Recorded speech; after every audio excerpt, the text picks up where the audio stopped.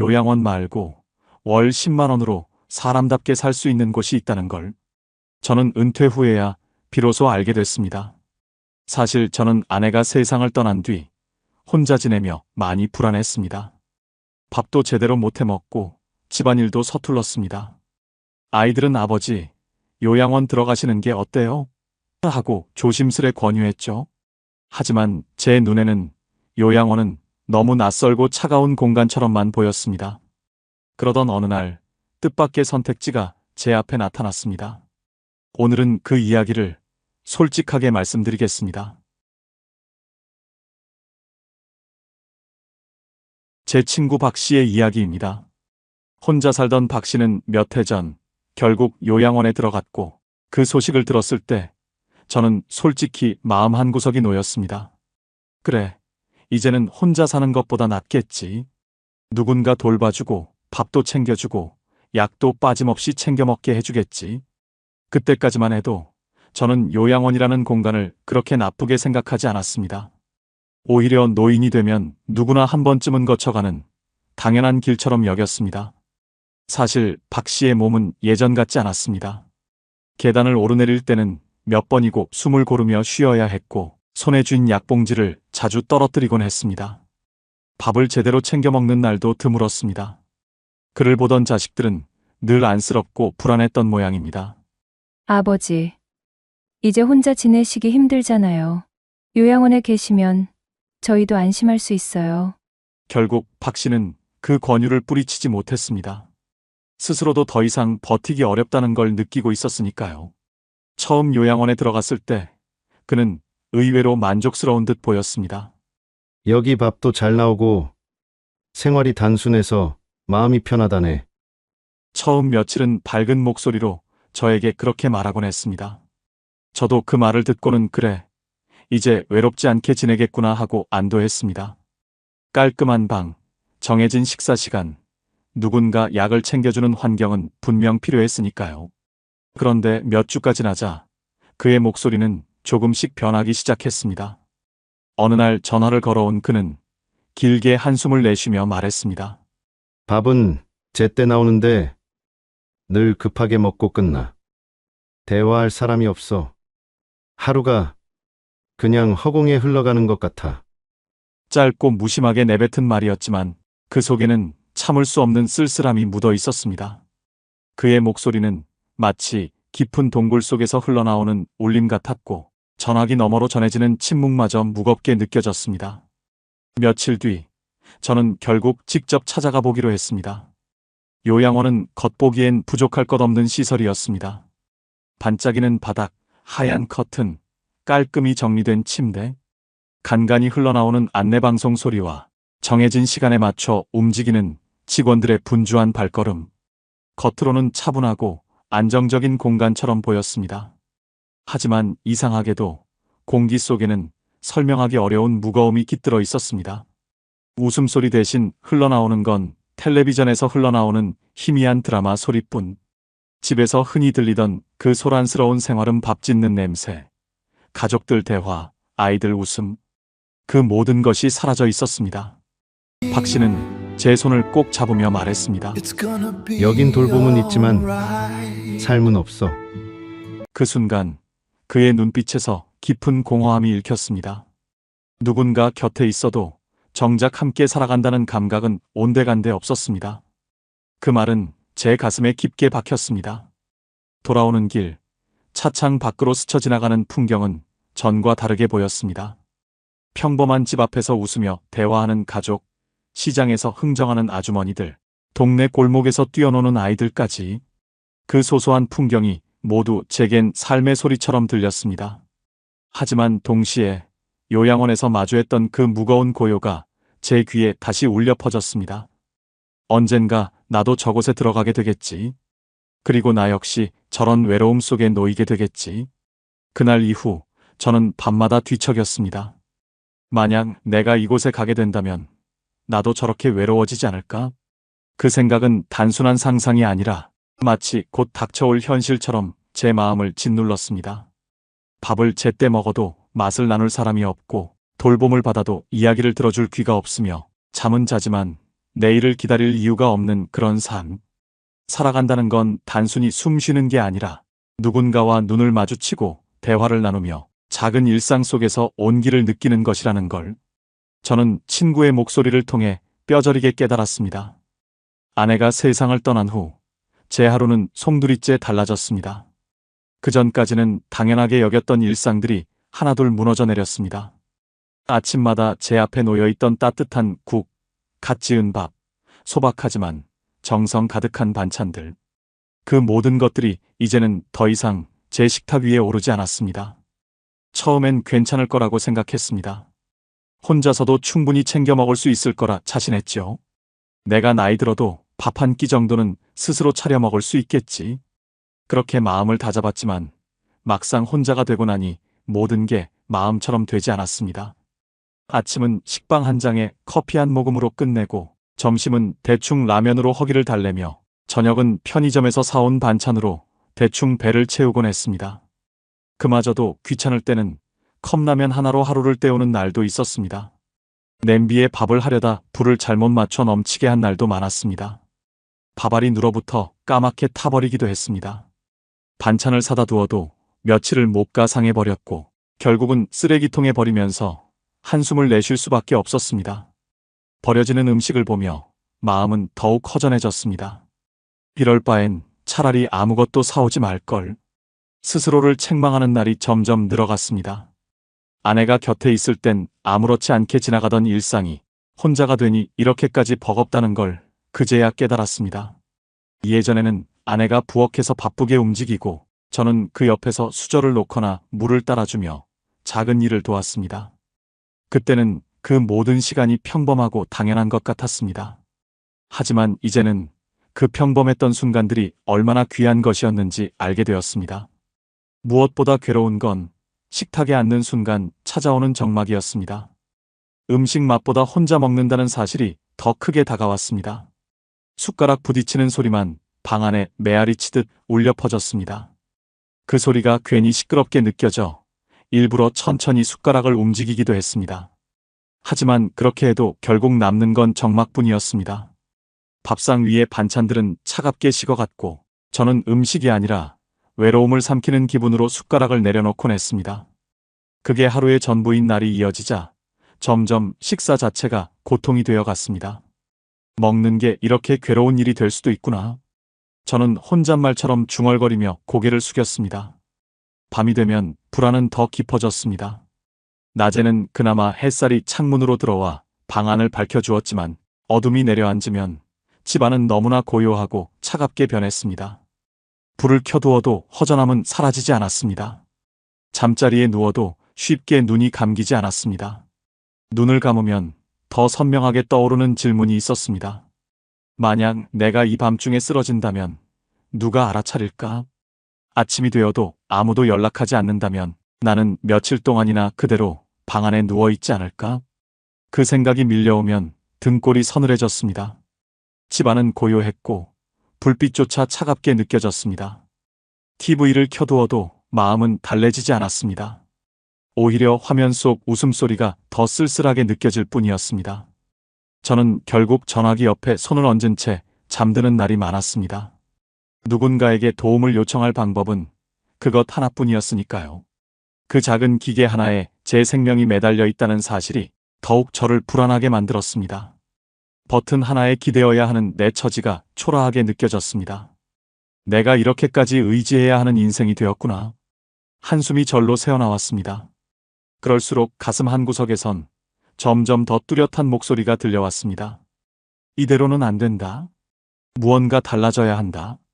그 목소리는 처음엔 희미했지만 시간이 지날수록 점점 커져갔습니다. 저는 매일 밤 그 목소리를 외면할 수 없었습니다. 아이들은 늘 걱정스러운 눈빛으로 저를 바라봤습니다. 전화를 걸어올 때마다, 집에 들를 때마다 입버릇처럼 하는 말이 있었습니다. 아버지 혼자 계시지 말고 요양원에 들어가시는 게 어때요? 거기선 돌봄도 확실하잖아요. 그 말은 분명 저를 위하는 마음에서 나온 것이었습니다. 하지만 그 순간마다 저는 억지로라도 웃음을 지으며 대답했습니다. 난 아직 멀쩡하다. 괜찮다. 그냥 집에서 버틸 거다. 아이들은 제 대답에 고개를 끄덕이지만 눈빛만은 쉽게 거치지 않았습니다. 그 눈빛 속에는 말로 표현하지 못하는 복잡한 마음이 담겨 있었습니다. 걱정, 안도, 그리고 어쩌면 책임에서 벗어나고 싶다는 미묘한 심리까지 섞여 있는 듯 했습니다. 저는 그 마음을 탓할 수 없었습니다. 누구라도 바쁜 삶을 살다 보면 부모를 곁에서 끝까지 돌본다는 건 쉽지 않은 일이니까요. 자식이라고 해서 모든 걸 포기하고 제 곁을 지킬 수는 없는 노릇이었습니다. 그 사실을 알기에 저는 더 큰 소리로 괜찮다 말하며 아이들을 안심시키려 했습니다. 하지만 제 웃음 뒤에는 언제나 감출 수 없는 두려움이 있었습니다. 내가 지금은 괜찮다 말할 수 있지만 5년 뒤, 10년 뒤에도 여전히 버틸 수 있을까? 만약 내가 더 나이 들어 몸이 제대로 움직이지 않는다면 아이들의 말대로 요양원으로 가는 게 맞을지도 모른다는 생각이 스멀스멀 기어올랐습니다. 밤마다 잠들기 전 그 말들이 제 귓가에 맴돌았습니다. 아버지, 요양원에 계시는 게 나을 거예요. 아이들의 진심 어린 권유가 한편으로는 따뜻하게 느껴지면서도 다른 한편으로는 제 자존심을 서서히 갉아먹었습니다. 사실 자식들의 말이 틀린 게 아니라는 걸 저도 잘 알고 있었습니다. 혼자 지내며 느끼는 고립과 불안, 혹시라도 쓰러졌을 때 아무도 몰라줄지도 모른다는 공포, 그 모든 것이 결국 요양원이 필요하다는 이유가 될 수 있다는 걸 부정할 수 없었습니다. 그럼에도 제 마음 한켠은 완강하게 저항했습니다. 저는 요양원에 대한 기억을 이미 가지고 있었습니다. 병문안 갔을 때 느꼈던 차갑고 무거운 분위기, 침대가 줄지어 놓인 방, 벽에 걸린 커튼, 너머로 새어나오던 신음소리, 시간마다 기계적으로 울려 퍼지는 방송, 그리고 매일 똑같이 반복되는 식단. 그곳은 분명 삶을 이어주는 공간일 수는 있었습니다. 하지만 내 삶을 살아가는 곳은 아니었습니다. 그곳에서는 내가 원하는 대로 하루를 보내는 게 아니라 누군가가 정해놓은 시간표에 맞춰 움직여야 했습니다. 마치 시계추처럼 앞뒤로 흔들리며 그저 하루를 흘려보내는 존재로 바뀌어버리는 것 같았습니다. 저는 생각했습니다. 내가 그곳에 들어가면 나는 나로서 사라지고 그저 누군가가 짜놓은 하루를 따라가는 사람이 되겠지. 그 상상만으로도 숨이 막혔습니다. 그 두려움이 저를 붙잡아 집에 남게 했습니다. 아직은 집에서 버틸 수 있다고, 나는 내 공간에서 내 방식대로 살고 있다고 스스로에게 수없이 되뇌었습니다. 하지만 동시에 아이들의 권유는 제 마음속의 씨앗처럼 심겨 흔들리고 있었습니다. 그 씨앗은 쉽게 사라지지 않았습니다. 언젠가 몸이 더 약해질 때, 내가 더 이상 스스로를 지킬 수 없을 때 나는 과연 어떤 선택을 하게 될까? 그 질문은 매일 밤 제 마음을 잠식하며 점점 더 크게 울려 퍼졌습니다. 그러던 어느 날 이웃과 마주 앉아 차를 마시던 중 뜻밖의 소식을 들었습니다. 요즘은 노인들을 위한 임대주택이 따로 있어. 월세가 10만 원도 안 돼. 순간 귀를 의심했습니다. 아니, 그게 어떻게 가능해? 세상이 그렇게까지 달라졌단 말이야? 저는 반신반의하며 고개를 갸웃거리며 물었습니다. 그러자 이웃은 마치 기다렸다는 듯 자세히 설명을 이어갔습니다. 그곳은 흔히 떠올리는 요양원이 아니었습니다. 누군가의 관리 아래서 같은 시간표를 따라 움직이는 곳도 아니고 침대가 줄지어 놓인 병실 같은 풍경도 아니었습니다. 그곳은 작은 아파트처럼 각자의 방이 있었고 스스로 생활을 이어갈 수 있는 구조였습니다.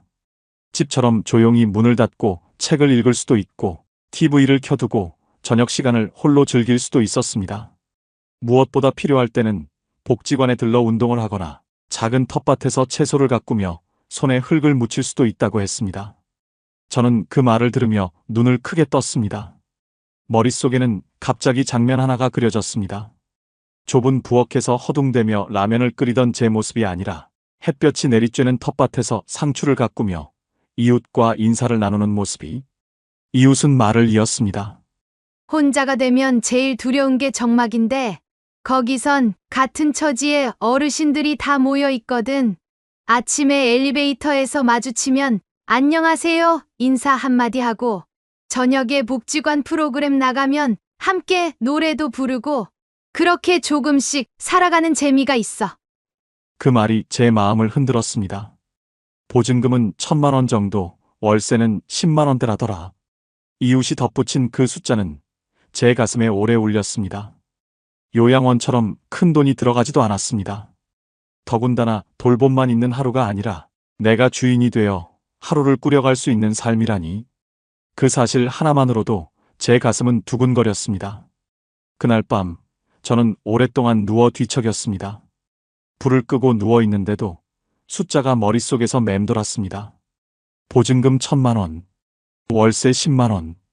이 정도라면 나도 감당할 수 있겠다. 그 단순한 계산이 제게는 새로운 문처럼 느껴졌습니다. 내가 두려워하던 노후의 길이 오직 요양원뿐만은 아니라는 사실, 그리고 아직도 내가 사람답게 살아갈 수 있는 또 다른 길이 있다는 가능성. 그 생각은 밤새도록 내 귀에 울려 퍼졌습니다. 마치 오랫동안 닫혀있던 문이 삐걱이며 열리듯 새로운 세상이 제 앞에 모습을 드러내는 듯 했습니다. 그날 이후 제 마음은 조금씩 달라지기 시작했습니다. 며칠 동안 저는 계속 같은 생각만 했습니다. 나는 앞으로 어디서 살아야 하나? 아이들은 걱정스럽게 요양원을 권했지만 제 마음은 좀처럼 움직이지 않았습니다. 요양원이라는 단어만 떠올려도 머릿속에는 차가운 복도와 무표정한 얼굴들이 먼저 그려졌습니다. 그곳은 누군가의 하루가 아니라 그저 시간이 흘러가는 곳처럼 느껴졌습니다. 그러던 어느 날 우연히 이웃이 건네준 전단지 한 장이 제 눈을 붙잡았습니다. 65세 이상 어르신을 위한 공공복지주택 입주 안내. 처음엔 반신반의했습니다. 이런 게 나랑 무슨 상관이 있겠어? 이런 건 늘 형편 좋은 사람들만 혜택을 보는 게 아닐까? 그렇게 생각하면서도 눈길이 전단지에서 쉽게 떨어지지 않았습니다. 짧은 문장 몇 줄이었지만 그 안에는 제 노후를 바꿀 수 있는 가능성이 담겨 있는 듯 했습니다. 하루 이틀 전단지를 책상 위에 올려두고 계속 바라봤습니다. 정말 이런 게 가능할까? 나도 신청할 수 있을까? 처음에는 망설임 뿐이었지만 자꾸만 마음이 쓰였습니다. 결국 저는 안내받은 주소를 따라 LH 지사 상담 창구를 찾아갔습니다. 건물 안에는 이미 몇몇 어르신들이 차례를 기다리고 있었습니다. 저는 번호표를 뽑고 자리에 앉았습니다. 창구에서 상담을 받는 목소리가 들려올 때마다 괜히 두 손에 땀이 맺혔습니다. 혹시 나도 조건이 될까? 괜히 갔다가 허탕치는 건 아닐까? 불안한 마음이 계속 몰려왔습니다. 그런데 한편으로는 그 불안감 뒤로 작은 희망이 솟아오르기도 했습니다. 만약 정말 내가 들어갈 수 있다면? 만약 정말 월 10만 원으로 살 수 있다면? 그 생각만으로도 가슴이 두근거렸습니다. 기다리는 시간이 길게 느껴졌습니다. 제 앞에 앉아 계신 할머니 한 분이 작은 목소리로 혼잣말을 하고 계셨습니다. 벌써 3년째 기다리고 있어. 언제쯤 들어갈 수 있을까? 그 말을 듣고 저는 가슴이 철렁했습니다. 3년이나 기다려야 한다고? 그럼 나는 언제? 하지만 동시에 그 할머니가 3년이나 기다리고 있다는 사실 자체가 이곳이 얼마나 좋은 곳인지를 증명하는 것 같기도 했습니다. 그렇지 않다면 누가 3년이나 기다리겠습니까? 드디어 제 차례가 되었고 안내 데스크에 앉아있던 직원분이 친절한 미소로 맞아주었습니다. 생각보다 젊은 여직원이었는데 깔끔한 정장을 입고 있었고 책상 위에는 각종 서류와 안내 책자들이 가지런히 놓여 있었습니다. 저는 전단지를 내밀며 더듬더듬 말했습니다. 이거 보고 왔습니다. 혹시 제가 해당될 수 있을까요? 목소리가 조금 떨렸습니다. 괜히 쑥스러웠거든요. 직원은 서류를 하나하나 확인하더니 고개를 끄덕였습니다. 어르신은 국가유공자시니까 우선순위 대상이십니다. 순간 귀가 의심스러웠습니다. 제가 정말 신청할 수 있다는 말인가요? 직원의 설명에 따르면 만 65세 이상 무주택 세대 구성원이면서 소득이 도시근로자 가구 평균 소득 100% 이하인 조건을 충족한다고 했습니다. 특히 국가유공자, 기초생활수급자, 장애인, 한부모 가족 등은 우선순위 대상이 되어 일반 신청자들보다 빨리 입주할 수 있다는 설명이었습니다. 그럼 정말 제가 들어갈 수 있다는 말씀이신가요? 네, 충분히 가능합니다. 다만 지역별로 대기자가 있을 수 있어서 정확한 입주 시기는 신청 후에 안내드릴 수 있습니다. 하지만 우선순위 대상이시니까 일반 신청자분들보다는 훨씬 빨리 연락드릴 수 있을 거예요. 이제 구체적인 조건들이 궁금해졌습니다. 비용은 얼마나 들까요? 보증금은 1,000만 원에서 1,500만 원 정도이고, 월세는 지역과 평수에 따라 다르지만 대략 8만 원에서 12만 원 선입니다. 어르신이 신청하실 수 있는 면적은 36제곱미터 정도의 원룸형이고, 이 경우 월세는 10만 원 내외가 될 것 같아요. 순간 제 귀가 의심스러웠습니다. 정말요? 이 조건으로 말이에요? 제 목소리에는 놀라움과 동시에 믿기지 않는 희망이 묻어나왔습니다. 그동안 요양원 비용을 생각하면 한 달에 100만 원은 기본이고 좋은 곳은 200만 원, 300만 원까지도 든다는 이야기를 들었는데 월 10만 원이라는 숫자는 정말 꿈 같았습니다. 직원은 환하게 웃으며 계속 설명했습니다. 네, 맞습니다. 그리고 집 안에는 어르신들을 위한 안전시설이 완비되어 있어요.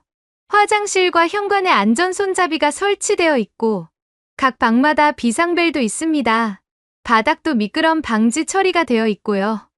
화장실은 어떻게 되어 있나요? 문턱이 없어서 휠체어도 들어갈 수 있고, 변기 양쪽에 안전바가 설치되어 있습니다. 샤워 시설도 앉아서 할 수 있게 의자가 있고, 온도 조절도 쉽게 할 수 있어요. 그 말들을 하나하나 들을 때마다 제 마음 한쪽이 따뜻해졌습니다. 아, 정말 나 같은 사람을 위해 만들어진 곳이구나. 그리고 1층에는 다양한 공용시설이 있습니다.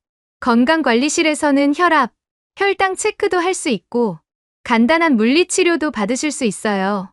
공동식당도 있어서 원하시면 함께 식사도 하실 수 있고, 작은 문화실에서는 노래교실, 체조교실 같은 프로그램도 운영됩니다. 이제 정말 현실감이 들기 시작했습니다. 혼자서 외롭게 끼니를 때우던 날들과는 완전히 다른 생활이 펼쳐지는 것 같았습니다. 저는 조심스럽게 물었습니다. 혹시 텃밭도 있다고 들었는데요? 직원은 고개를 끄덕이며 더욱 환하게 웃었습니다. 네, 맞습니다. 건물 뒤편에 입주 어르신들이 함께 가꾸시는 텃밭이 있어요. 상추, 고추, 깨씹, 대파 같은 건 직접 길러서 나눠 드시죠. 봄에는 감자도 심으시고, 가을에는 무도 심으세요. 함께 농사 지으시면서 자연스럽게 친해지시는 분들이 많아요. 순간 머릿속에 선명한 장면이 그려졌습니다.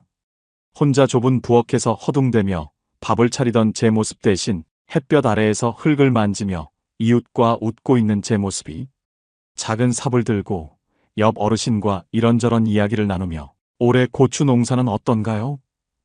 제 상추 좀 드셔보세요. 이런 대화를 주고받으며 땀방울을 닦는 모습까지, 그 상상만으로도 마음 한구석이 따뜻해졌습니다. 신청은 어떻게 하면 되나요? LA 치청약센터 온라인으로도 신청 가능하시고, 저희 지사에 직접 오셔서 상담받으시면서 신청하셔도 됩니다. 온라인이 어려우시면 오늘 여기서 바로 도와드릴 수도 있어요. 필요한 서류는 뭔가요? 주민등록등본, 가족관계증명서, 소득증명서류, 그리고 어르신의 경우 국가유공자증이 필요합니다. 건강보험료 납부 확인서도 있으면 좋고요. 대부분 인터넷으로 발급받으실 수 있는 서류들이에요. 대기 기간은 얼마나 될까요? 지역마다 조금씩 다르긴 하지만 일반 신청자분들은 보통 1년에서 2년 정도 기다리시는데, 어르신은 우선순위 대상이시니까 훨씬 빠를 것 같아요. 빠르면 6개월, 늦어도 1년 안에는 연락드릴 수 있을 거예요. 제가 문득 궁금한 게 생겨서 물었습니다. 혹시 한번 들어가면 계속 살 수 있나요? 네, 계약 기간은 2년씩이지만 계속 갱신 가능하세요.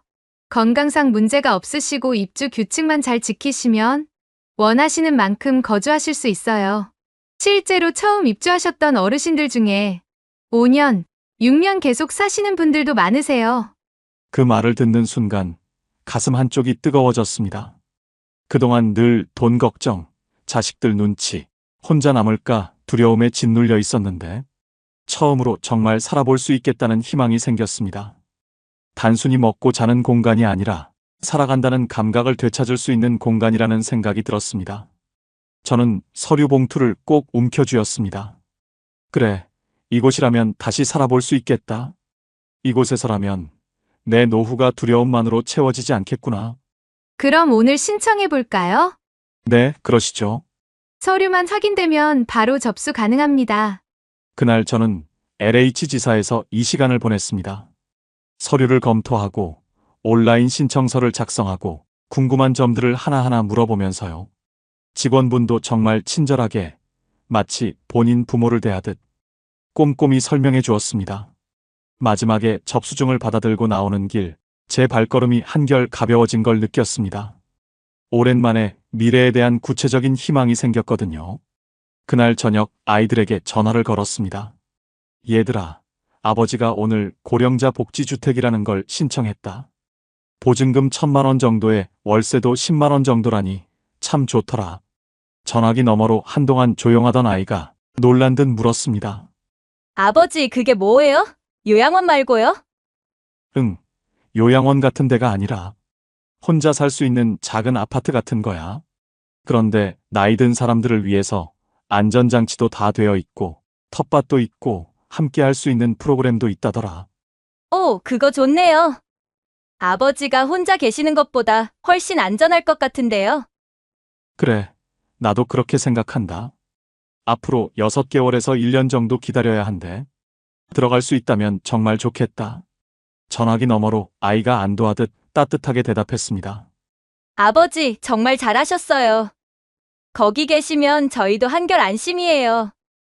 혼자 집에 계시는 것보다 훨씬 좋을 거예요. 저는 그제야 마음속 깊이 묵혀있던 돌덩이가 내려앉는 것을 느꼈습니다. 그동안 두렵기만 했던 노후가 조금은 달라질 수 있다는 확신이 찾아왔습니다. 그 순간 저는 알았습니다. 노후의 선택지는 요양원만 있는 게 아니었습니다. 저 같은 사람에게도 사람답게 살 수 있는 또 다른 길이 있다는 걸요.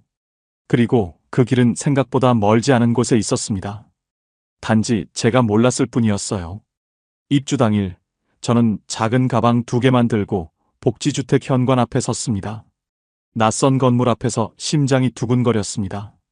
마치 새로운 삶의 문 앞에 서 있는 듯한 기분이 들었습니다.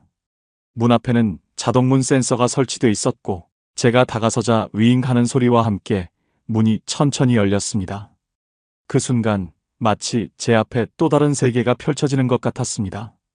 로비는 생각보다 넓고 환했습니다. 천장에는 밝은 조명이 반짝이고 있었고 바닥은 반듯하게 닦여 있어 발걸음을 옮길 때마다 작은 기척이 또렷하게 들렸습니다.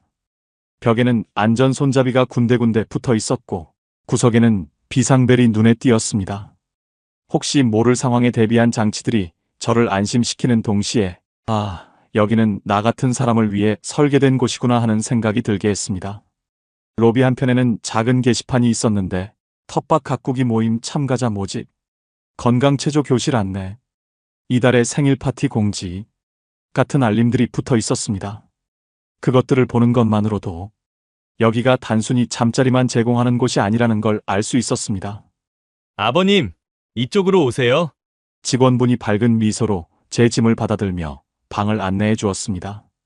저는 뒤따라가며 괜히 긴장된 마음에 발걸음을 조심스레 옮겼습니다. 엘리베이터에 오르면서 직원분이 말했습니다. 어르신 방은 3층이세요. 햇볕도 잘 들고 조용한 쪽이라 마음에 드실 거예요. 엘리베이터 문이 열리자 복도가 보였습니다. 길지 않은 복도 양쪽으로 방문들이 나란히 있었고 각 문마다 작은 문패가 붙어 있었습니다. 복도에는 카펫이 깔려 있어 발소리가 나지 않았고 은은한 조명이 따뜻한 느낌을 주었습니다. 제 방은 304호였습니다. 직원분이 열쇠를 꺼내 문을 열어주었습니다. 문이 열리자 작은 원룸 구조가 눈에 들어왔습니다. 방은 크지 않았지만 불필요하게 넓지 않아 오히려 마음이 놓였습니다. 벽지는 은은한 베이지색으로 되어 있어 눈이 편안했고 창문으로는 오후의 따스한 햇살이 부드럽게 들어오고 있었습니다. 창 너머로는 작은 텃밭과 나무들이 보였습니다. 방 한쪽에는 작은 싱크대와 냉장고가 있었습니다. 가스레인지는 안전을 위해 전기레인지로 되어 있었고 높이도 제가 서서 요리하기에 딱 맞았습니다. 찬장도 손이 닿기 쉬운 높이에 설치되어 있었습니다. 침대는 일반 침대보다 조금 높았는데 어르신들이 일어나시기 편하게 높이를 조절한 거예요. 라고 직원분이 설명해 주었습니다. 침대 옆에는 작은 화분 하나가 놓여 있었는데 초록색 잎사귀가 방 안에 생기를 불어넣고 있었습니다. 화장실로 들어가 보니 정말 놀랐습니다. 문턱이 전혀 없어서 발이 걸릴 염려가 없었고 변기 양쪽에는 튼튼한 안전바가 설치되어 있었습니다. 세면대 높이는 조절이 가능했고 거울도 앉은 상태에서도 볼 수 있게 각도가 조절되어 있었습니다. 바닥에는 미끄럼 방지 타일이 깔려 있어서 물이 튀어도 미끄러질 걱정이 없었습니다. 샤워 부스도 인상적이었습니다. 접이식 의자가 설치되어 있어 앉아서 샤워할 수 있었고 샤워기도 높낮이 조절이 자유로웠습니다. 온도 조절 손잡이는 크고 돌리기 쉽게 되어 있었습니다. 그 세세한 배려 하나하나가 마음에 와닿았습니다. 아, 여긴 정말 나 같은 사람을 생각하며 지은 집이구나. 저는 그 자리에 서서 한동안 아무 말도 하지 못했습니다. 눈앞에 펼쳐진 이 공간은 크지도 화려하지도 않았지만 제가 앞으로 살아갈 수 있는 또 다른 가능성이었습니다. 이 정도면 정말 혼자 살아도 되겠다. 아니, 혼자가 아니겠구나. 이웃들이 있으니까. 이런 생각이 저도 모르게 마음속에서 흘러나왔습니다. 직원분이 각종 시설 사용법을 자세히 설명해 주었습니다. 비상벨은 화장실과 침실에 하나씩 있었고 누르면 1층 관리실에 바로 연결된다고 했습니다. 혹시 밤에 몸이 아프시거나 도움이 필요하시면 언제든 누르세요. 24시간 관리인이 상주해요. 짐을 풀고 방 안을 둘러보며 마음을 가라앉히고 있는데 저녁 시간이 되자 1층에서 음식 냄새가 은은히 올라왔습니다. 된장국 끓는 구수한 향, 갓 지은 밥 냄새, 그리고 뭔가 볶는 냄새까지 혼자 끼니를 때우던 날들과는 전혀 다른 정말 오랜만에 맡는 집밥 냄새였습니다. 호기심이 들어 저는 조심스레 1층으로 내려가 보았습니다. 식당으로 가는 복도에서 이미 몇 분의 어르신들과 마주쳤습니다. 새로 오신 분이시군요. 안녕하세요. 먼저 인사를 건네는 분도 계셨습니다. 저는 어색하지만 반갑게 인사를 드렸습니다. 식당에 들어서니 이미 몇몇 어르신들이 함께 식탁에 앉아 계셨습니다. 4인용 테이블이 여러 개 있었는데 각 테이블마다 두세 분씩 앉아서 이야기를 나누고 계셨습니다. 김이 모락모락 나는 된장국, 시금치나물, 멸치볶음, 김치, 그리고 따끈한 밥이 가지런히 놓여 있었습니다. 밥상은 소박했지만 그 위에 놓인 건 단순한 음식이 아니라 따뜻한 온기였습니다. 제가 어디에 앉을지 망설이고 있는데 한 테이블에 앉아 계시던 할머니 한 분이 손짓으로 부르셨습니다. 여기 자리 있어요. 이리 오세요. 저는 감사하다는 인사를 드리며 그 테이블에 앉았습니다. 테이블에는 저를 포함해서 4분이 앉게 되었습니다. 70대로 보이는 할머니 2분과 저와 비슷한 연배의 할아버지 한 분이었습니다. 처음 오셨죠? 어디서 오셨어요? 할머니 중 한 분이 먼저 말을 걸어주셨습니다. 저는 순간 쑥스러움에 웃으며 대답했습니다. 예, 오늘 들어왔습니다. 전주에서 살다 왔어요. 앞으로 잘 부탁드립니다. 아이고, 멀리서 오셨네요. 전주면 비빔밥으로 유명한 곳이잖아요. 할아버지께서 반갑게 웃으시며 말씀하셨습니다. 맞습니다. 거기서 오랫동안 살았거든요. 여긴 어떻게 알고 오게 되셨어요? 다른 할머니께서 궁금해하며 물어보셨습니다. 저는 그동안의 이야기를 간단히 들려드렸습니다. 아내를 잃고 혼자 지내게 된 이야기, 요양원에 대한 두려움, 그리고 이웃을 통해 이곳을 알게 된 경위까지. 어르신들은 고개를 끄덕이며 들어주셨습니다. 아, 저희도 다 비슷한 사연이에요. 혼자 지내기 막막해서 온 거죠. 할머니 한 분이 공감하며 말씀하셨습니다. 여긴 어떠세요? 살기 괜찮나요? 저는 조심스럽게 물어봤습니다. 글쎄요, 완벽하지는 않지만 나쁘지 않아요. 무엇보다 혼자가 아니라는 게 좋죠. 아침에 인사하고 저녁에 이렇게 함께 밥 먹고 외롭지는 않아요. 할아버지께서 담담하게 말씀하셨습니다. 텃밭도 있다면서요? 네, 있어요. 내일 보여드릴게요. 지금은 겨울이라 별로 없지만 봄 되면 상추, 쪽파 이런 거 심어요. 함께 기르는 재미가 쏠쏠하답니다. 할머니께서 환하게 웃으며 말씀하셨습니다. 그 따뜻한 말들이 제 가슴에 스며들었습니다. 식탁 위에는 음식만이 아니라 함께 먹는다는 안도감이 있었습니다. 집에서 혼자 밥을 차려 먹던 날들과는 완전히 달랐습니다. 식사 중간에 할머니 한 분이 말씀하셨습니다. 내일부터는 아침 체조도 함께 해봐요. 7시 반에 1층 문화실에서 해요. 처음엔 어색하지만 몸에도 좋고 재미있어요. 네, 좋습니다. 저는 망설임 없이 대답했습니다. 식사가 끝날 무렵 어르신들이 각자 자기 그릇을 정리하기 시작했습니다. 저도 따라서 그릇을 들고 설거지통으로 향했습니다. 설거지는 각자 하는 게 규칙이라고 했습니다. 설거지를 하면서도 옆에 계신 할머니와 자연스럽게 대화가 이어졌습니다. 처음엔 어색하실 텐데 며칠 지나면 금세 익숙해지실 거예요. 혹시 불편한 일 있으면 언제든 말씀하세요. 이런 따뜻한 말씀들을 해주셨습니다. 식사를 마치고 방으로 돌아오는 길, 저는 문득 발걸음이 가볍다는 걸 느꼈습니다. 마치 오래된 짐을 조금 내려놓은 듯한 기분이었습니다. 아, 혼자가 아니구나. 이제 말을 나눌 사람들이 있구나. 방에 돌아와 창문을 열었습니다. 저녁 바람이 살짝 불어와 커튼을 흔들었습니다. 멀리서 풀벌레 소리가 들려왔습니다. 그 소리는 고요하면서도 생명이 살아있음을 알려주는 듯 했습니다.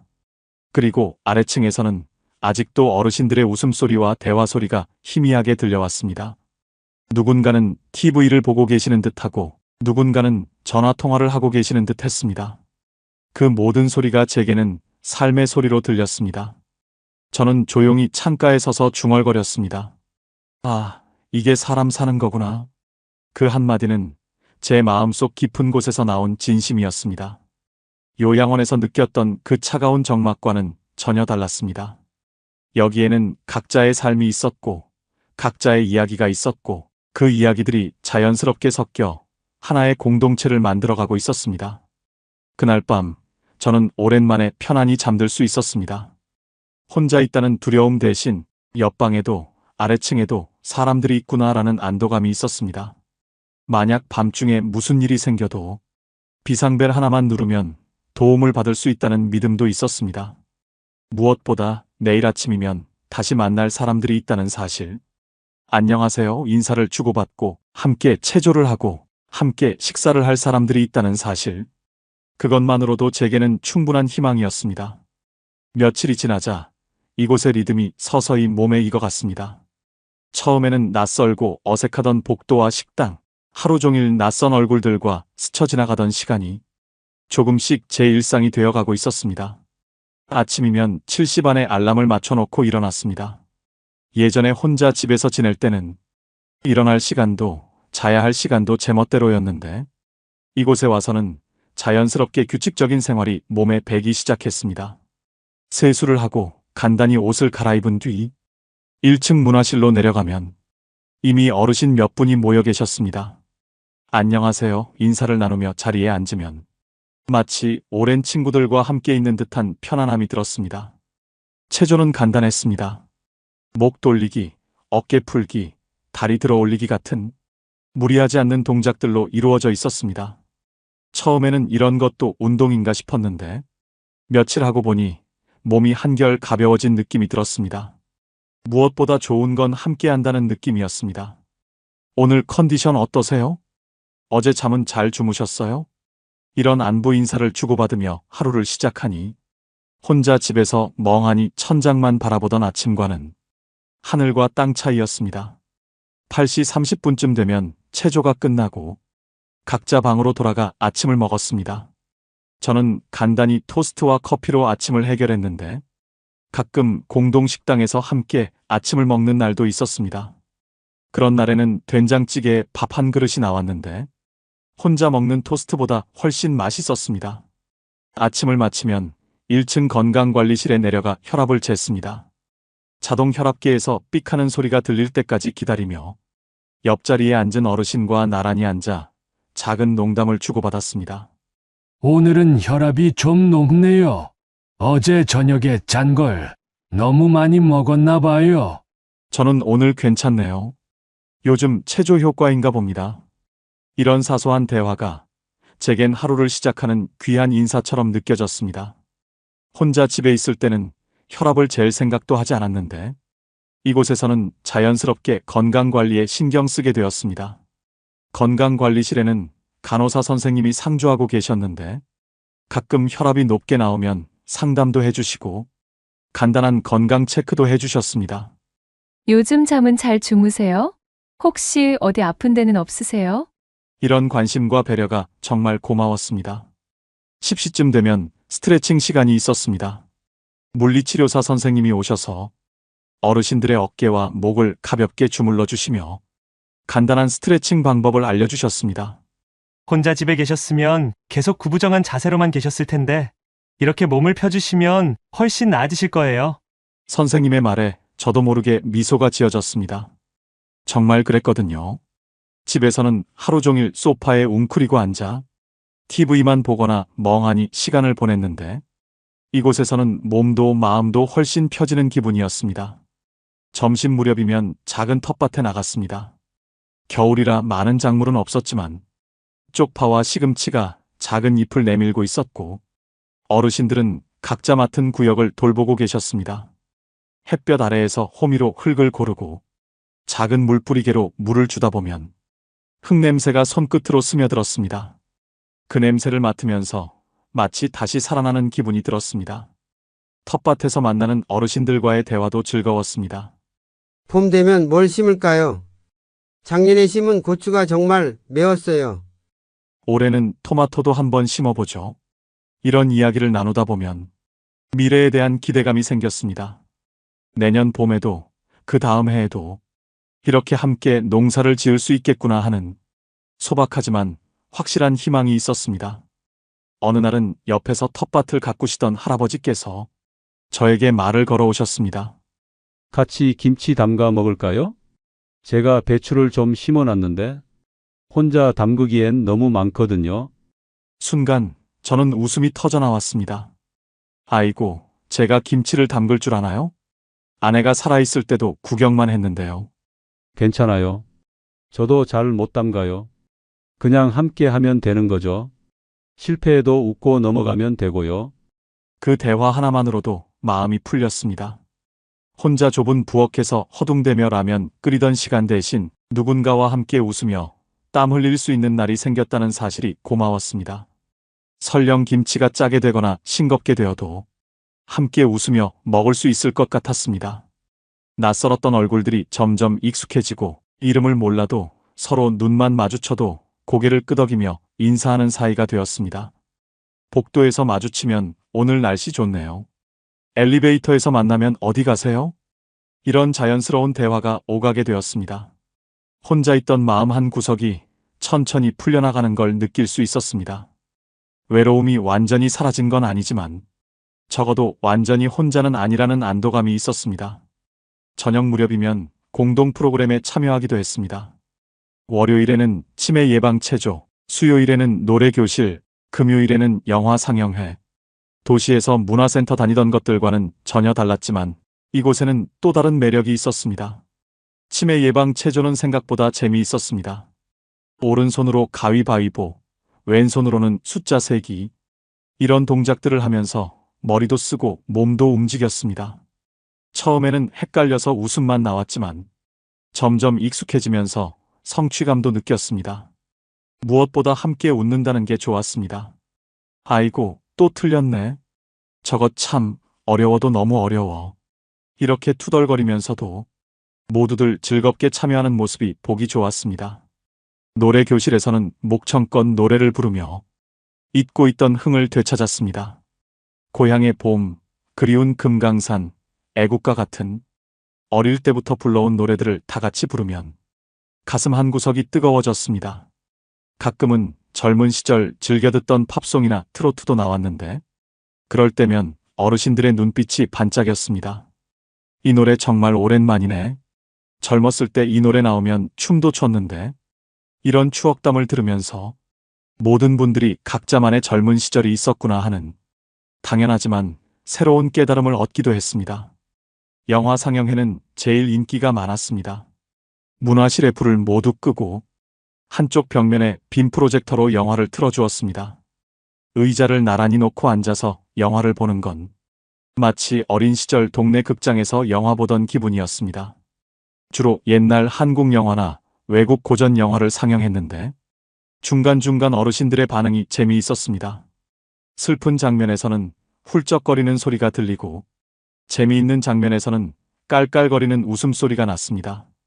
그 소리들이 영화보다 더 감동적일 때도 있었습니다. 영화가 끝나고 나면 자연스럽게 감상을 나누었습니다. 옛날 생각이 많이 나네. 저런 시절도 있었지. 주인공이 우리 딸 닮았어. 이런 이야기들을 들으면서 각자의 인생 이야기를 엿볼 수 있었습니다. 그때마다 느껴졌습니다. 아, 이제는 혼자가 아니구나. 이제는 말을 나눌 사람들이 있구나. 프로그램에 참여하지 않는 날에도 1층 로비나 문화실에는 항상 어르신들이 계셨습니다. 신문을 읽거나 바둑을 두거나 그냥 앉아서 담소를 나누거나 그 모습을 보는 것만으로도 마음이 따뜻해졌습니다. 어느 날은 바둑을 두시던 할아버지께서 저에게 바둑을 배워보라고 권하셨습니다. 어려워 보이지만 기초만 배우면 재미있어요. 시간도 금방 가고 머리 쓰는 데도 좋고요. 저는 망설였습니다. 제가 그런 걸 배울 수 있을까요? 물론이죠. 저도 여기 와서 배우는 걸요. 처음엔 돌 놓는 것도 헷갈렸는데 지금은 제법 둘 줄 알아요. 그 말에 용기를 내어 바둑을 배우기 시작했습니다. 정말 어려웠지만 조금씩 이해가 되면서 새로운 재미를 발견할 수 있었습니다. 무엇보다 바둑을 배우면서 할아버지와 더 친해질 수 있었습니다. 하루가 끝나면 제 방에 돌아와 불을 끄고 누웠습니다. 창문을 통해 들어오는 바람이 커튼을 살짝 흔들었고 멀리서 들려오는 웃음소리가 여운처럼 남았습니다. 아래층에서 TV 보는 소리, 전화 통화하는 소리, 복도에서 슬리퍼 끄는 소리까지 예전 같으면 시끄럽다고 느꼈을 소리들이 이제는 사람들이 살고 있구나 하는 안도감을 주었습니다. 그 순간 문득 떠올랐습니다. 아내가 살아있었다면 이곳이 얼마나 좋다고 했을까? 함께 텃밭을 가꾸며 웃었을 아내의 얼굴, 공동 식당에서 저보다 먼저 이웃들과 이야기를 나눴을 아내의 모습, 영화를 보면서 제 팔을 잡고 울었을 아내의 손길까지 그 모든 장면이 머릿속에 선명하게 그려졌습니다. 가슴이 조금 저려왔지만 동시에 위로도 있었습니다. 아내가 떠난 뒤 처음으로 외로움보다 희망이 더 크게 자리한 순간이었으니까요. 아내도 이곳을 좋아했을 거야. 그리고 내가 이렇게 새로운 사람들과 함께 지내는 걸 하늘에서 기뻐하고 있을 거야. 그래, 이제는 나도 조금은 웃을 수 있겠다. 그날 밤 저는 그렇게 중얼거리며 눈을 감았습니다. 며칠 더 지나자 이곳에서의 생활이 완전히 자리를 잡았습니다. 아침 체조부터 시작해서 건강 체크, 텃밭 가꾸기, 점심 식사, 오후 휴식, 저녁 프로그램까지 규칙적이면서도 강제적이지 않은 하루. 참여하고 싶으면 하고 쉬고 싶으면 쉴 수 있는 자유로움. 무엇보다 좋은 건 매일 밤 잠들 때 내일이 기대된다는 마음이 든다는 것이었습니다. 내일은 누구와 이야기를 나눌까? 텃밭에서 새싹이 더 자랐을까? 저녁에는 어떤 영화를 볼까? 이런 소소한 기대들이 하루하루를 채워주었습니다. 그리고 가장 큰 변화는 거울 속 제 모습이었습니다. 예전에 혼자 지낼 때는 거울을 보면 늘 초췌하고 지친 얼굴이었는데 이제는 조금씩 생기가 돌아오는 게 보였습니다. 웃는 일이 많아져서 그런지 주름도 덜 깊어 보이고 눈빛도 예전보다 밝아진 것 같았습니다. 정말 이렇게 달라질 수 있구나. 저는 거울을 보며 혼잣말을 했습니다. 사람은 역시 혼자 살면 안 되는구나. 누군가와 함께 있어야 사람다워지는구나. 그 깨달음이 가슴 깊이 새겨졌습니다. 노후의 삶, 요양원만 있는 줄 알았습니다. 하지만 저는 이곳에서 월 10만 원으로 사람답게 살아갈 수 있는 또 다른 길을 찾았습니다. 혹시 저처럼 두려움 속에 계신 분이 있다면 이 이야기가 작은 위로가 되길 바랍니다. 앞으로도 현실적인 노후 이야기 꾸준히 전해드리겠습니다. 공감되셨다면 구독과 좋아요로 함께 해주세요. 퇴직금 3억 8천만 원, 매달 연금 95만 원. 친구들은 저를 부러워했어요. 선이야, 너는 노후 걱정 없겠다. 그런데 1년 만에 깨달았습니다. 이 속도로 가면 7년 안에 퇴직금이 바닥날 거라는 걸. 큰 돈을 쓴 것도 아닌데 어떻게 이런 일이 생겼을까요? 오늘 그 충격적인 이유를 여러분께 다 말씀드리겠습니다. 안녕하세요, 여러분. 오늘은 제 개인적인 이야기를 나눠보려고 합니다. 조금 부끄럽기도 하고 창피하기도 한 이야기지만 혹시 저와 같은 상황에 계신 분들께 도움이 될까 해서요. 저는 김선이라고 합니다. 올해 66세이고 평생 초등학교 교사로 일하다가 작년에 은퇴했어요.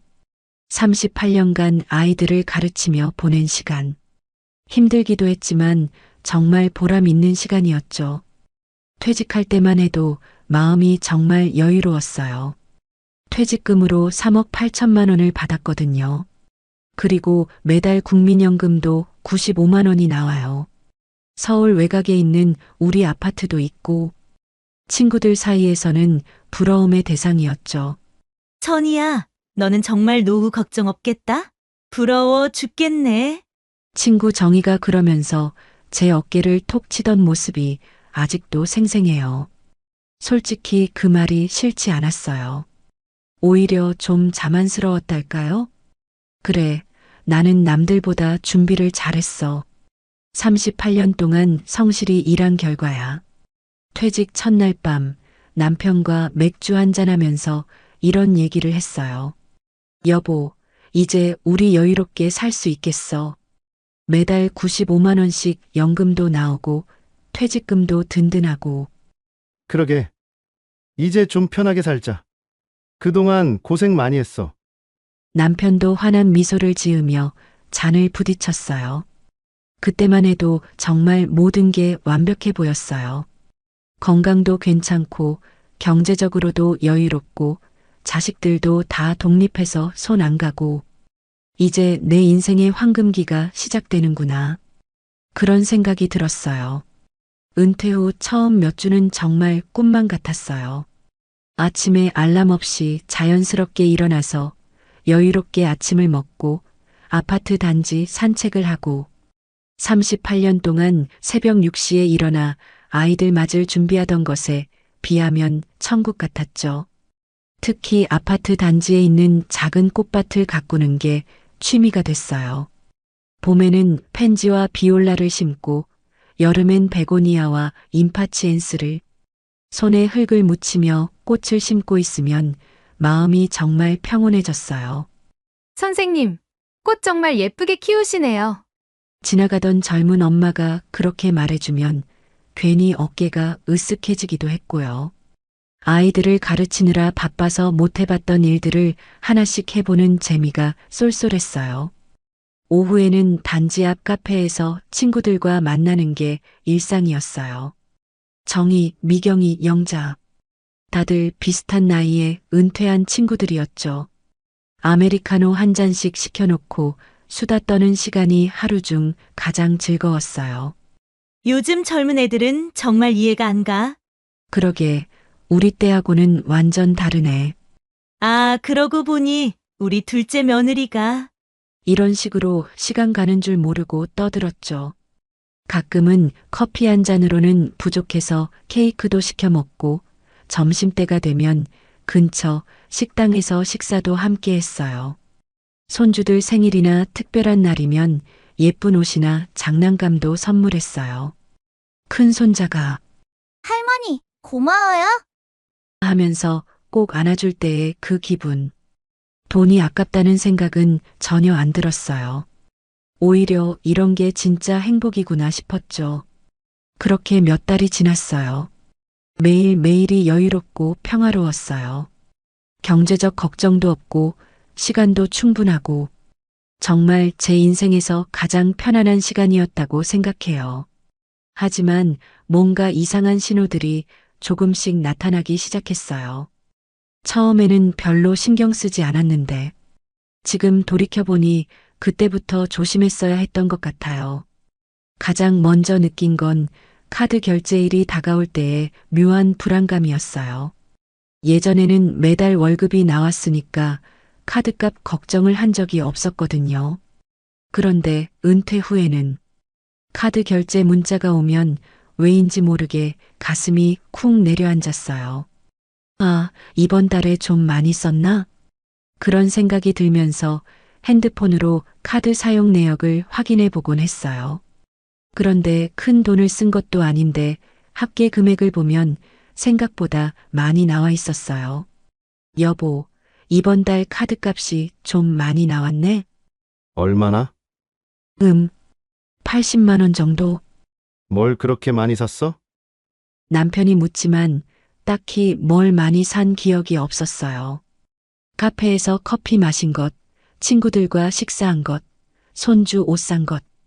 하나하나는 별로 큰 돈이 아니었는데 합치니까 꽤 많은 금액이 되어 있었던 거죠. 마트에서 장을 볼 때도 변화가 생겼어요. 예전에는 카트에 이것저것 담으면서 별 생각이 없었는데 요즘에는 계산대 앞에서 고민하는 일이 많아졌어요. 특히 고기나 과일 같은 비싼 식재료들을 카트에 담았다가 다시 내려놓는 일이 늘었어요.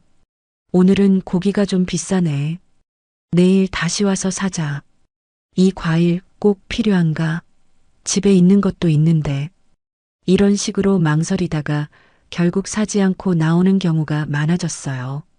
처음에는 절약하는 거니까 잘하는 거지라고 생각했는데 나중에 보니 이게 신호였던 것 같아요.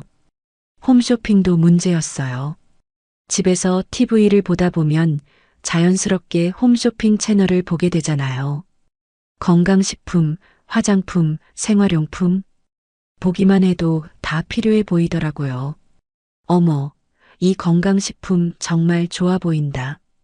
관절에도 좋다고 하고, 이 화장품 나이 들어서 써봐야겠네. 이 청소용품 하나 있으면 정말 편할 것 같은데. 이런 생각이 들면서 전화를 걸어 주문하게 되었어요. 한 번에 10만 원, 20만 원씩. 그렇게 큰 돈은 아니라고 생각했는데 나중에 보니 한 달에 20만 원에서 30만 원씩 홈쇼핑에서 쓰고 있었더라고요. 무엇보다 친구들과의 만남이 점점 부담스러워지기 시작했어요. 카페에서 만나면 커피값도 있고 식사도 함께 하게 되고 가끔 쇼핑도 같이 하게 되고 한 번 만날 때마다 3만 원에서 5만 원씩은 들었어요. 천이야, 오늘 점심 뭐 먹을까? 새로 생긴 일식집 가볼까? 좋지, 가자. 이렇게 말은 하지만 속으로는 또 돈 나가네. 하는 생각이 드는 거예요. 친구들과의 즐거운 시간인데 돈 걱정을 하게 되니까 마음이 편하지 않았어요. 그런데 이상한 게 분명히 돈을 조심해서 쓰고 있다고 생각하는데 통장 잔고는 계속 줄어들고 있었어요. 연금 95만 원이 매달 들어오는데도 말이에요. 이상하네. 그렇게 많이 쓴 것 같지 않은데. 하지만 정확히 계산해 보지는 않았어요. 대충 이 정도면 괜찮겠지 하는 생각으로 지냈죠. 지금 생각해 보면 그때부터 제대로 가계부를 써봤어야 했는데 그냥 대충 넘어갔던 것 같아요. 남편도 비슷한 상황이었어요. 은퇴 후 시간이 많아지니까 골프도 자주 치고 친구들과 술도 자주 마시고. 여보, 요즘 용돈이 좀 부족해. 얼마나 더 필요해? 한 20만 원 정도? 이런 대화가 한 달에 한두 번씩은 있었어요. 처음에는 퇴직금도 있고 연금도 나오는데 뭐 이 정도야 했는데 점점 횟수가 늘어나더라고요. 하지만 여전히 심각하게 받아들이지는 않았어요. 일시적인 현상이겠지. 좀 지나면 괜찮아질 거야. 그런 생각으로 넘어갔죠. 진짜 문제를 깨달은 건 옆집 박여사 때문이었어요. 어느 날 엘리베이터에서 마주쳤는데 표정이 좀 심각해 보이더라고요. 천희 씨, 잠깐만. 혹시 괜찮으면 우리 집에서 차 한잔 할까요? 네, 좋아요. 박여사 집에서 차를 마시면서 그분이 하신 말씀이 지금도 잊을 수가 없어요. 나 이상하게 돈이 자꾸 줄어요. 큰 돈을 쓴 것도 아닌데. 선희 씨도 그런 적 있어요? 그 말을 듣는 순간 뭔가 서늘한 기분이 들었어요. 사실 저도 같은 고민을 하고 있었거든요. 하지만 다른 사람 입을 통해서 들으니까 더 현실적으로 다가왔어요. 사실 저도 요즘 그런 생각을 했어요. 별로 쓴 것 같지 않은데 통장 잔고가 계속 줄어들더라고요. 그죠? 나만 그런 게 아니었구나. 혹시 뭐 때문인지 아세요? 글쎄요.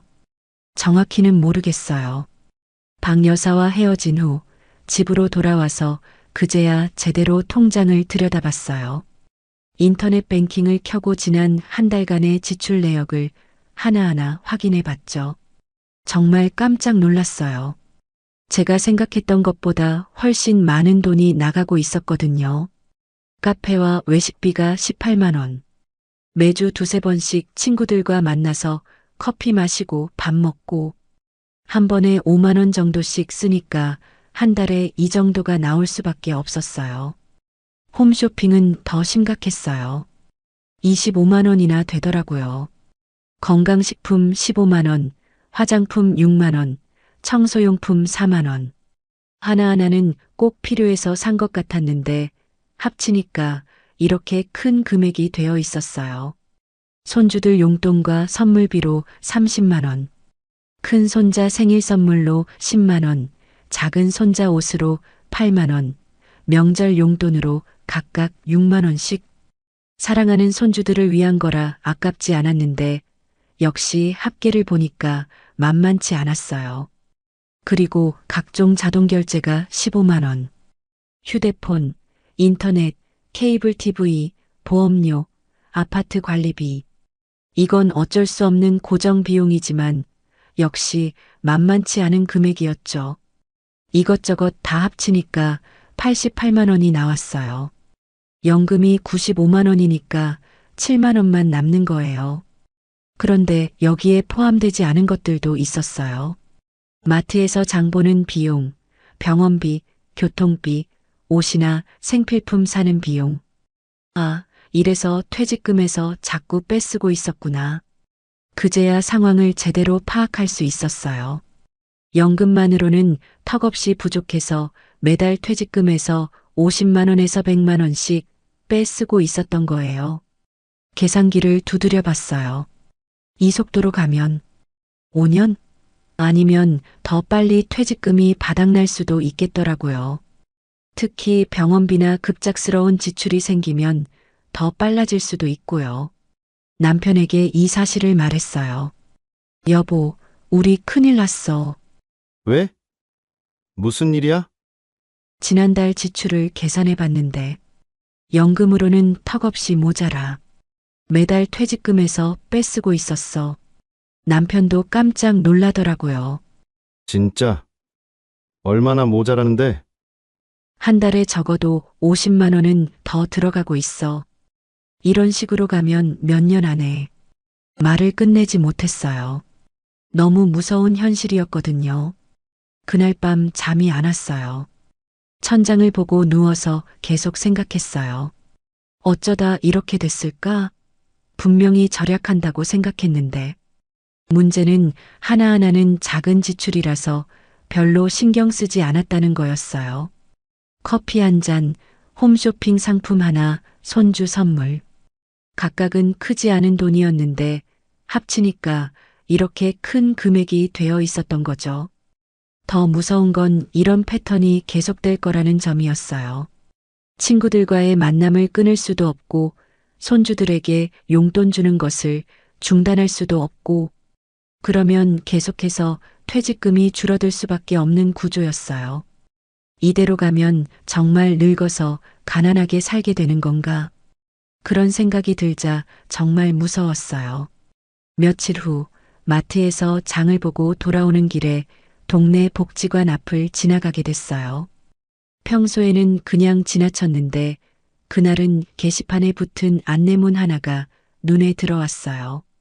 퇴직 후 조용히 가난해지는 사람들의 소비 습관.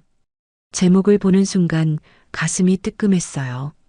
조용히 가난해지는 사람들이라는 표현이 마치 저를 두고 하는 말 같았거든요. 처음에는 그냥 지나가려고 했어요. 뭐 대단한 얘기겠어? 절약하라는 뻔한 소리나 하겠지. 하지만 발걸음이 자꾸 멈춰지더라고요. 결국 안내문을 자세히 읽어봤어요. 일시 2024년 11월 15일 오후 2시 장소 복지관 2층 강의실 강사 김재훈 재정설계사 대상 퇴직 후 가게 관리에 관심 있는 분 참가비 무료. 그냥 한번 들어볼까? 다음 날 오후 2시 복지관 강의실에 갔어요. 생각보다 많은 분들이 와 계시더라고요. 20여 명 정도 되는데 대부분 저와 비슷한 또래였어요. 다들 진지한 표정으로 앉아 계셨죠. 강사는 40대 초반 정도 되어 보이는 남성이었어요. 정장을 깔끔하게 차려입고 자료를 잘 준비해서 온 모습이 전문적으로 보였어요. 안녕하세요. 오늘 귀한 시간 내서 와주셔서 감사합니다. 인사를 마친 강사가 첫 마디를 했는데 정말 충격적이었어요. 당신의 자산을 갉아먹는 건 투자 실패가 아니라 소비 습관입니다. 그 말을 들으니까 등골이 서늘해지더라고요. 마치 제 속마음을 들여다본 것 같았거든요.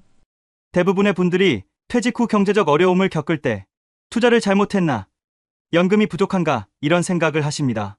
물론 그런 요인도 있지만 실제로는 작은 소비 습관의 변화가 더 큰 영향을 미치는 경우가 많습니다. 강사는 PPT를 넘기면서 계속 설명했어요. 퇴직 후에는 시간이 많아집니다. 그런데 이 시간을 어떻게 보내느냐가 가계에 큰 영향을 미치죠. 카페에서 친구들과 만나는 횟수가 늘어나고 집에서 TV를 보는 시간이 늘어나면서 홈쇼핑에 노출되는 시간도 길어집니다. 정말 제 얘기 같았어요. 옆에 앉은 할머니도 고개를 끄덕이시는 걸 보니 비슷한 상황이신 것 같았어요. 그리고 자녀, 손주들에 대한 지원도 문제가 될 수 있습니다. 현역 시절에는 월급이 꾸준히 들어왔기 때문에 이 정도야 뭐 하고 넘어갔던 지출들이 퇴직 후에는 큰 부담이 될 수 있거든요. 강의실이 조용해졌어요. 다들 진지하게 듣고 계셨죠. 저도 메모하면서 열심히 들었어요. 오늘은 구체적으로 어떤 소비 습관들이 문제가 되는지, 그리고 어떻게 개선해 나갈 수 있는지 말씀드리겠습니다. 강사가 다음 슬라이드를 넘겼는데 거기에 적힌 내용을 보고 정말 깜짝 놀랐어요. 퇴직 후 가게를 위험에 빠뜨리는 3가지 함정. 사소한 외식과 모임의 반복. 무료함과 외로움 속 충동 쇼핑. 기준 없는 자녀 손주 지원. 3가지 모두 제가 하고 있는 일들이었어요. 마치 제 일상을 지켜본 후 만든 것 같았죠. 강의실에서 작은 웅성거림이 들렸어요. 저뿐만 아니라 다른 분들도 비슷하게 느끼신 것 같았어요. 이 3가지는 개별적으로는 큰 문제가 아니에요. 하지만 복합적으로 작용하면서 가게에 큰 구멍을 뚫을 수 있습니다. 특히 이런 패턴이 몇 년간 지속되면 강사가 계산기를 두드리면서 보여준 예시가 충격적이었어요. 월 100만 원씩 더 지출하면 5년 후에는 6천만 원이 사라진다는 계산이었죠. 정말 우리 집 얘기네. 강의가 끝날 때까지 정말 집중해서 들었어요. 1시간 반 동안 한 번도 딴 생각을 하지 않았던 것 같아요. 강의의 핵심 부분이 시작됐어요. 강사가 3가지 함정에 대해 자세히 설명하기 시작했거든요. 첫 번째 함정은 사소한 외식과 모임의 반복입니다. 강사가 화면에 그래프를 보여줬어요. 퇴직 전후의 외식비 변화를 나타낸 그래프였는데 퇴직 후에 오히려 외식비가 늘어나는 패턴을 보여주고 있었어요. 현역 시절에는 직장에서 점심을 해결하고 바빠서 친구들과 자주 만나지 못했죠. 그런데 퇴직 후에는 시간이 많아지면서 모임의 횟수가 급격히 늘어납니다. 주 1회였던 모임이 주 2, 3회가 되고 정말 제 얘기였어요. 현역 시절에는 한 달에 한두 번 정도 친구들과 만났는데 퇴직 후에는 거의 매주 2-3번씩 만나고 있었거든요. 문제는 매번 만날 때마다 어디선가 돈을 쓰게 된다는 점입니다. 카페에서 커피, 식당에서 식사, 때로는 쇼핑까지 한 번에 3만 원에서 5만 원씩 쓰면 한 달에 20에서 30만 원이 나갑니다. 옆에 앉은 할머니가 작게 맞아 하고 중얼거리시는 소리가 들렸어요. 두 번째 함정은 무료함과 외로움 속 충동 쇼핑입니다. 이번에는 홈쇼핑 관련 통계를 보여줬어요. 50대 이상 연령층의 홈쇼핑 구매 패턴이었는데 퇴직 후 급격히 늘어나는 것을 확인할 수 있었어요. 집에서 TV를 보는 시간이 늘어나면서 자연스럽게 홈쇼핑에 노출되는 시간이 길어집니다. 그리고 무료하거나 외로울 때 충동적으로 구매하게 되죠. 정말 뜨끔했어요. 제가 홈쇼핑을 보는 이유가 바로 그거였거든요. 심심하거나 혼자 있을 때 TV를 틀어놓고 보다가 이거 하나 있으면 좋겠다 싶어서 주문하게 되는, 특히 건강 관련 제품의 경우 내 몸을 위한 투자라는 명분으로 구매를 정당화하기 쉽습니다. 하지만 대부분 실제로는 그렇게 필요하지 않은 경우가 많죠. 저희 집 서랍에 쌓여있는 건강식품들이 생각났어요. 먹다 말다 하는 것들이 몇 개나 되는지. 세 번째 함정은 기준 없는 자녀 손주 지원입니다. 이 부분에서 강의실이 더욱 조용해졌어요. 아마 많은 분들이 공감하는 부분인 것 같았어요. 자녀와 손주에 대한 사랑은 당연합니다. 하지만 퇴직 후에는 수입이 제한적이기 때문에 지원에 대한 명확한 기준이 필요해요. 현역 시절의 감각으로 지원을 계속하면 가계에 큰 무리가 올 수 있습니다. 강사가 실제 사례를 들어 설명했어요. 어떤 분은 아들이 전세금이 부족하다고 하자 2천만 원을 바로 송금하셨어요. 우리 아들을 도와주는 게 당연하지 하는 마음에서요. 하지만 그 2천만 원으로 몇 년간의 생활비를 충당할 수 있었다는 점을 간과하셨죠. 그 순간 저도 비슷한 경험이 떠올랐어요. 큰아들이 작년에 엄마 전세금이 좀 부족해서 하길래 별 고민 없이 2천만 원을 보내준 적이 있었거든요. 그때는 우리 아들 도와주는 게 당연하지. 퇴직금도 있는데 뭐 했는데 지금 생각해보니 그 돈이 있었다면 몇 달 더 여유롭게 살 수 있었을 텐데. 물론 정말 급한 상황이라면 도와줘야겠죠? 하지만 사랑과 무분별한 지원은 다릅니다. 자녀도 부모의 경제 상황을 이해할 필요가 있어요. 강사의 설명을 들으면서 마음이 복잡해졌어요. 지금까지 사랑이라고 생각했던 것들이 사실은 가게를 어렵게 만드는 요인이었다는 걸 깨달았거든요. 이 세 가지 함정의 공통점은 좋은 의도에서 시작된다는 점입니다. 친구들과의 우정, 자신에 대한 투자, 가족에 대한 사랑, 모두 나쁜 것이 아니에요. 하지만 퇴직 후에는 이 모든 것의 기준과 한계가 필요합니다. 정말 많은 생각이 들었어요. 지금까지 제가 당연하다고 생각했던 것들을 다시 한번 점검해 봐야겠다는 생각이 들었죠. 강의가 끝나고 집으로 돌아오는 길, 머릿속이 복잡했어요. 강사가 한 말들이 계속 맴돌았거든요. 집에 도착해서도 한동안 멍하니 앉아 있었어요. 내가 지금까지 뭘 한 거지? 강의 내용을 곰곰 생각해 보니까 제가 돈을 쓰는 패턴이 보이기 시작했어요. 외로우면 카페에 나가서 친구들을 만나고, 심심하면 홈쇼핑을 보면서 물건을 사고, 미안한 마음이 들면 자식들이나 손주들에게 용돈을 주고, 결국 돈이 아니라 마음을 채우려는 소비였던 거죠. 외로움을 달래려고 친구들과 자주 만났어요. 집에 혼자 있으면 적적하잖아요. 그래서 정희야, 오늘 카페 갈래? 하고 전화를 걸게 되고, 그러면 자연스럽게 돈을 쓰게 되는 구조였던 거예요. 홈쇼핑도 마찬가지였어요. 시간이 많아지니까 TV를 보는 시간이 늘어났고, 별로 할 일이 없으니까 홈쇼핑을 보게 되고, 그러다가 이거 하나 있으면 내 생활이 더 나아질 것 같은데 하는 생각으로 주문하게 되는 거였죠. 손주들에게 용돈 주는 것도 감정적인 소비였어요. 멀리서 가끔 보는 손주들에게 미안한 마음도 있고, 할머니가 이런 건 해줘야지 하는 마음도 있고, 그런 마음을 돈으로 표현하고 있었던 거예요. 남편이 퇴근. 아니, 요즘은 퇴직했으니까 외출해서 돌아왔어요. 여보, 오늘 복지관 강의 어땠어? 정말 충격적이었어. 왜? 뭔 얘기 들었는데?